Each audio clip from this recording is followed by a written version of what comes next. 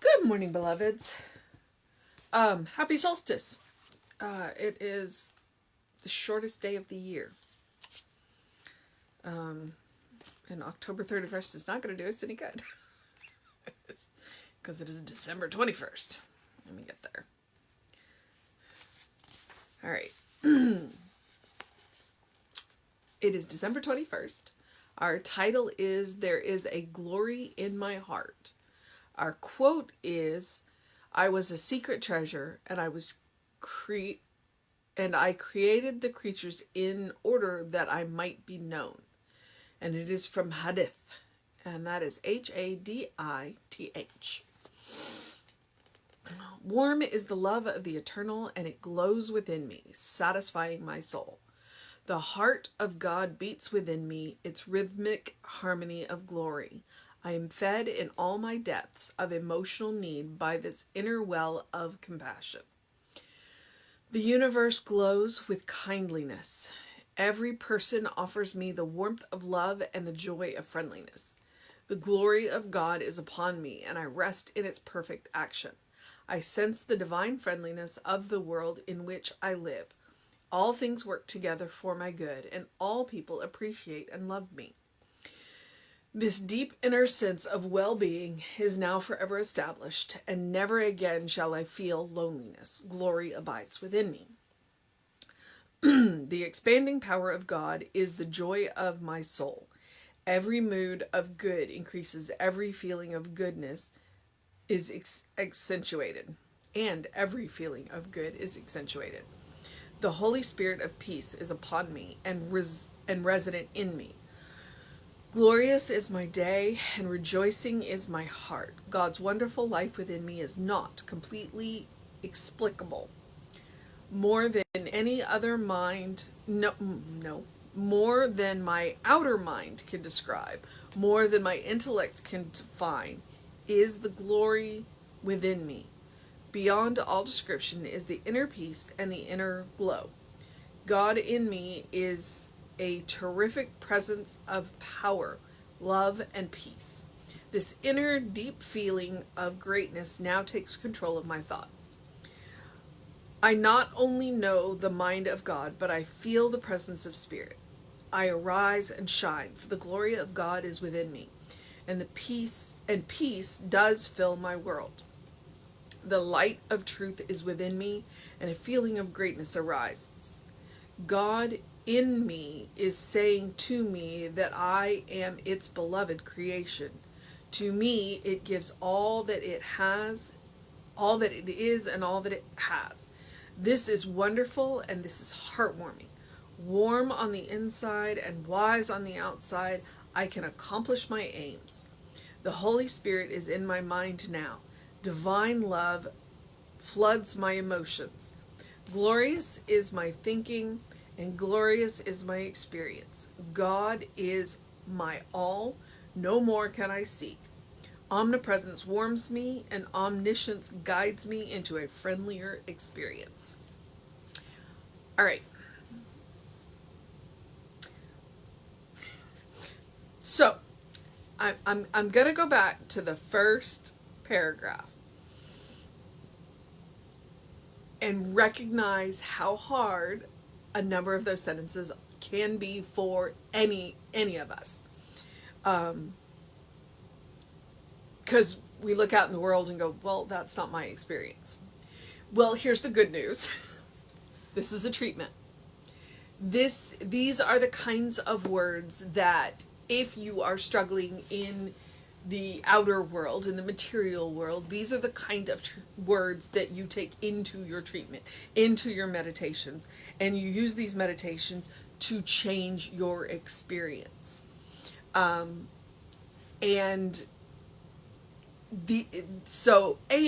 I would also suggest that some of these sentences, and I'll try and highlight them as I go back through, are ones that you get up and you look in the mirror and you say them to yourself in the morning to set the tone for your day. So I love these books, the 365 Signs of Mind and the 365 Days of Richer Living. What I love about them is that they are stating a world that we want. They're giving us words and phrases and entire paragraphs of the world that we want to create, the world we want to live in. Because sometimes we look around at the world around us and we go, I don't even know. I don't know where to start. And so what Ernest has done is Ernest has given us places to start. It's like, what do you really want? Well, I want to live in a friendly world. I want to live in a kind world. I want to live in a compassionate world. I want, everyone I meet to be my friend. That's what I want. And so Ernest and in this case Raymond Charles Barker have given us phrases that we take into our treatment, that we are welding to our subconscious, that we're burning them in there, going, this is the experience that I want to have. And so as we really burn them into our subconscious, then we start acting in such a way, and we start making choices in such a way that these are the experiences that we can start to have. And so some of the benefits of doing this every single day, spiritual practice, is that we start to look for those kind of experiences. We start to celebrate those kind of experiences.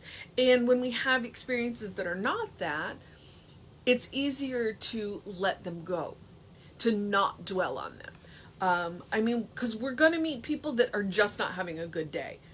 And when we meet people that are not having a good day, when we have chosen to walk this path, then we can grace them with our calm, with our presence, with our, all the beautiful things that he said in here.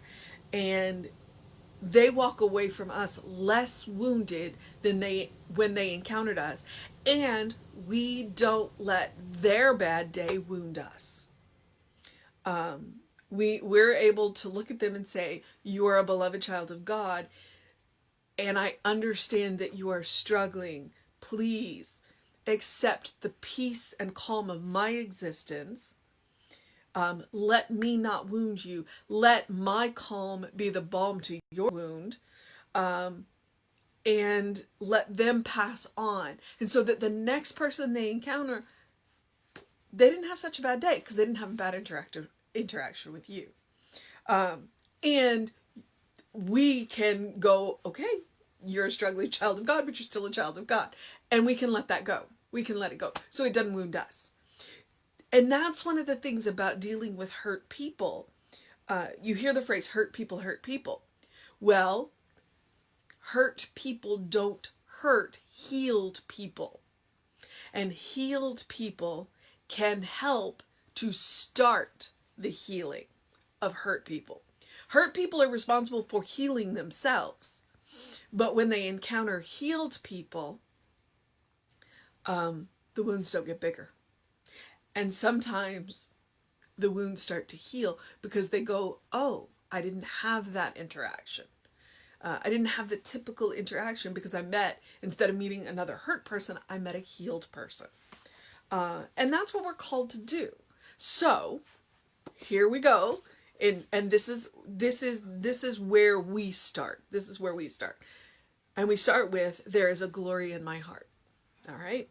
Because the heart that beats within us is the heart of spirit. It is the heart of God. It was created by God, of spirit, for spirit, especially for us. Especially for us. So, the quote is, I was a secret treasure, and I created the creatures in order that I might be known. I don't know who Hadith is. Hadith. Feel free to look into it and look it up. So, warm is the love of the eternal, and it glows within me, satisfying my soul. An excellent place to start. An excellent place to start. The heart of God beats within me. It's rhythmic harmony of glory. So there's a way to start your morning. The heart of God beats within me. Recognizing that the heart that beats within us is spirit, is God. And it beats in harmony. And so we are recognizing, I am fed in all my depths of emotional need by this inner well of compassion. All right? They are recognizing that we have emotional needs, and one of the places that we can go for to feed those emotional needs is spirit. And it is an inner well of compassion. It is also an inexhaustible well of compassion. Yes, Gabby. The universe glows with kindliness. And that's one of those sentences where you look at the world and go, what? But these are the words we take into treatment.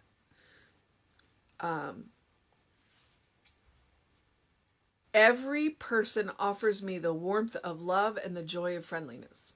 All right? Why not start your day off by believing that? I know if you have a history, which we all do, that might be kind of hard. But why not start out by believing that? And then anything that's not that, shrug it off. And dwell on all of the experiences that are that. And understand that any experiences that are not, that's still a beloved child of God who's struggling. And just see them as that. Not as a struggling, see them as a child of God. And hold the space for them for their own healing. The glory of God is upon me, and I rest in its perfect action. All right. So I sense, and here's the word, divine friendliness. I sense the divine friendliness of the world in which I live, which is why I'm talking about when we encounter struggling people, we see them as the beloved child of God. We sense within them the divine friendliness, and we hold the space for that divine friendliness until they can hold it for themselves. It does not mean we have to stay in their presence. We can sense that from over here. So when we encounter people that are not that are struggling with who they are, then it's like we recognize them for who they are, and we minimize our encounter with them, but we don't hurt them. It's like, okay, I see that you are having a tough day. I don't want to add to it, so I'm going to keep this short, sweet, and as compassionate as I can, and then I'm going to go over here and know you for the beloved child of God that you are. All right? Because sometimes that's all we can do. It's like, all right, I see you're having a problem. I'm not going to be a part of this, but I'm going to know who you are.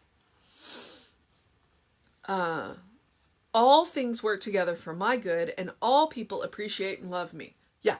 Go to the mirror, look in your eyes, and say that to yourself. All things work together for my good, and all people appreciate and love me. I guarantee you, depending on where you are in your work, that phrase is kind of hard. But do it. Do it until you can believe it. All right?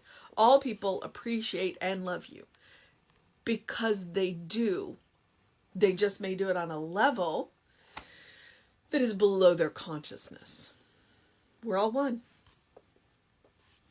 So it is our goal to bring that to the surface. This deep inner sense of well-being is now forever established, and never again shall I feel loneliness. Glory abides within me. If we know who we are, and we know who we belong to, then we'll never be alone again. Ever.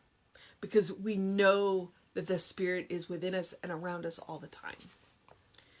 The expanding power of God is the joy of my soul.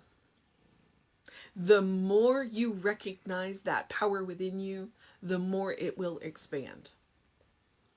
The mood of goodness, every mood of good increases, and every feeling of goodness is accentuated, because we're gonna focus on that. We are going to acknowledge, hey, this isn't working, and we're going to work on solutions for that, but we're going to focus and celebrate the good. The Holy Spirit of peace is upon me and resident within me. Glorious is my day, and rejoicing is my heart. You want to start your day off? There you go. Go look yourself in the eye and say, glorious is my day, and rejoicing is my heart. Today, Absolutely. Yeah, it was a little cool. Yeah, I mean, for us, it was downright cold because it was 40 degrees and feels like it's in the 30s. But the sun was beautiful and the air was crisp. So glorious is my day. It started off good. God's wonderful life within me is not completely explicable. We can't explain it all, and we don't have to, but we are more than welcome to enjoy it. I love that line. God's wonderful life within me is not completely explicable. I don't have to explain it. I can just enjoy it. More than my outer mind can describe, more than my intellect can define, is the glory within me. Because sometimes we just gotta feel it. Beyond all description is the inner peace and the inner glow. God in me is a terrific presence of power, love, and peace. That's one that's worthy of writing on a mirror so that you see it every day. Where does your power come from? Where does your love come from? Where does your peace come from? It comes from God within you. You can look all over the place outside. It's when you turn within that you'll find it. This inner deep feeling of greatness now takes control of my thought. Because if I'm thinking with the love, the peace, and the presence, and the power of spirit, I can't go wrong. I not only know the mind of God, but I feel the presence of spirit. I can't explain it, but I can feel it. I arise and shine, for the glory of God is within me, and peace does fill my world. Where is the peace that is filling my world coming from? Within me. And it is flowing out of me, touching and shaping every interaction that I have. And if the peace is coming from me, it's going to shape the interactions into a more peaceful interaction, no matter how the other person in the interaction is feeling. The light of truth is within me, and the feeling of greatness arises. God in me is saying to me, and here we go, here's this conversation, that we are its beloved creation. To us, it gives all that it is and all that it has. This is wonderful, and this is heartwarming. Warm on the inside and wise on the outside. We can accomplish our aims. When we know who we are, when we know where our power comes from, we can do anything. The Holy Spirit is in my mind now. It's always in our mind. The question is, are we using it? Divine love floods my emotions. Glorious is my thinking, and glorious is my experience. God is my all. No more can I seek. No more can I seek. Once I know who I am, I don't need anything else. I don't need anything else. Because everything that I want will come to me, or I will be guided to it. I don't have to seek for it. Omnipresence warms me, and omniscience guides me into a friendlier experience. All right, the mission today, should we choose to accept it, I'm going to go with this one. You may be surprised. The glory of God is upon us, and we rest in its action. That's the mission. To recognize the glory of God in us, around us, through us, and to rest in its action. Sometimes the missions are dynamic and moving and are big things. And sometimes it's simply about knowing who we are. But in the truth, all the missions come back to one thing. Know who you are. Know who created you. Know where that power comes from. Know that you are a beloved child of God, in whom God is well pleased, and in whom God has invested all of the power, all of the peace, all of the love. It comes through you. And you're big enough to hold it. You're big enough to hold it. All of it. All right, beloveds, that is the mission. Rest in that action. Rest in that action. I know it sounds weird. Rest, action, two totally different things. Be secure. Be secure in who you are. Know who you are. Let it warm you from the inside out, which is particularly appropriate on this crisp winter day. It is the solstice. Today is officially the first day of winter. So whatever else you do something loving for yourself, do something kind for yourself, do something compassionate for yourself, whatever it looks like. Be it a big thing, be it a little thing. 3 deep breaths before you speak. That can be a loving, kind, and compassionate thing that you can do for yourself and anybody else. Go make yourself a cup of tea and make it a ritual where you actually sit down and drink that tea while it is warm and taste it. Or coffee, whatever. But savor the flavor.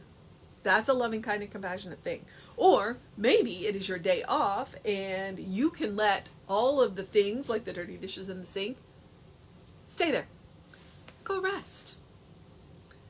And pick it up when you've rested and refilled. So, loving, kind, compassionate. It is a spiritual practice and you should, don't let me shit on you, do it every day. Because I want you to create it as a habit to be loving, kind, and compassionate with yourself. If it becomes a habit, then it can become a first response. It becomes your default setting. And then when you meet those wounded souls, those wounded people, those struggling people, you have enough to share. You have enough to share. You are hard on your path to a healed person. All right, beloveds? So let the peace of God flow through you. I also, as I always do, encourage you to engage your mind and body in some way. Go get a face full of sun as early as you can. It'll help reset those hormones and get you going. If sun is not on the, because we have clouds occasionally, bright light first thing. It'll help you get going, and drink plenty of water. Big believer in hydration. Big believer in hydration. So, whatever else you do today, open the windows of your soul. Allow the breath of heaven to remind you, you do live in heaven now. It is all around you. Look for the good and praise it. Because when you look for the good, you find it. When you find it, it creates more. It's magic the way it works. All right, beloveds. Thank you, Susan. You also have a beautiful day. I just forgot. It's Tuesday. I don't think there's anything going on Tuesday right now. But email info@creativelife.org if you want to know for sure what's going on. Some of the book studies are starting to wrap up and they'll get started in the new year, which is like, what, a week and a half away? Wow. So there are big things coming in January. Big things coming in January. Okay. Have a great day, an amazing day, a wonderful day, a beautiful day, a productive day, a restful day, any kind of day that you need to have. I like enchanting day, magical day, good day, or if that is too much pressure, simply have a day, because you are enough exactly the way you are. All right, beloveds? Check us on the social medias. Get ready for Christmas Eve.